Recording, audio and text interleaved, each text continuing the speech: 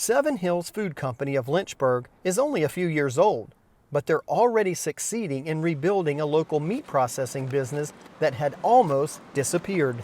This facility that we operate out of is nearly 100 years old, and it's been operated by several different businesses over the years. It sat dormant for about 15 years or so before we took it over and renovated it and turned it into a modern meat processing facility.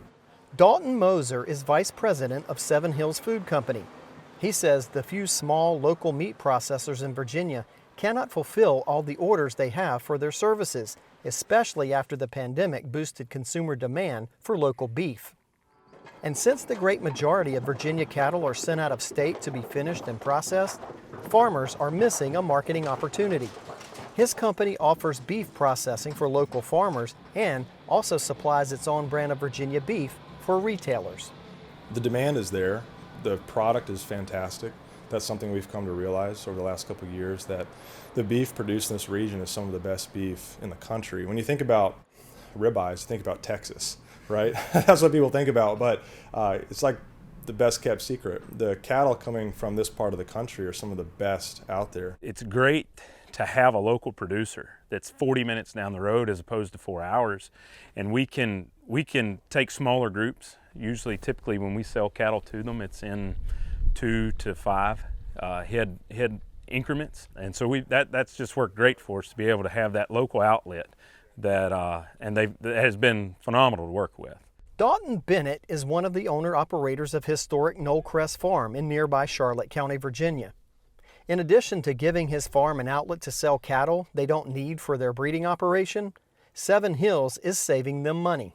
Well, we're looking at diesel fuel, $5 a gallon, and whether you haul them or you get somebody else to haul them, it's just gonna cost you more. We love the local aspect of it too, being that they're a small business as well. And since Seven Hills can provide a USDA inspection, it's boosting their local beef sales. I think that if we learned anything out of the pandemic, out of COVID, we learned that people weren't as secure in their food as we thought we were. And when we had those huge plants that had this huge capacity and along with that have an enormous amount of efficiency, when they started shutting down or cutting their production in half, we saw this enormous bottleneck in the cattle business, and that it shocked a lot of us, and it scared a lot of people, and myself included. And I think as we see plants like Seven Hills and others around the country, it eases just a little bit of that bottleneck. In addition to growing their own beef brand and serving local cattlemen, Seven Hills recently made a conscious effort to repurpose the cattle hides that are the result of processing beef. Seven Hills has been selling them to local leather goods manufacturers. And it was that process that caught the eye of the judges at the first ever bullpen entrepreneurial competition. Up to several million pounds of hides a year are destined for a local landfill. So, the presentation and really the story is not about us making money off these things, it's about keeping these hides out of the landfill. And that's our goal, and that resonated with the judges at the bullpen.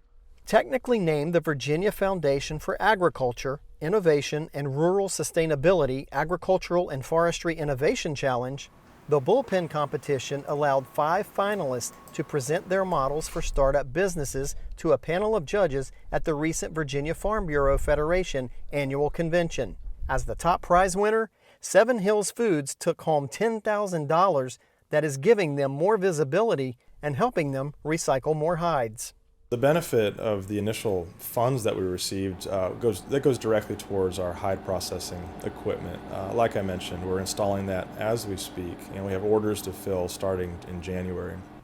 So we're using that to deploy assets and resources into upgrading our facility to handle that additional work.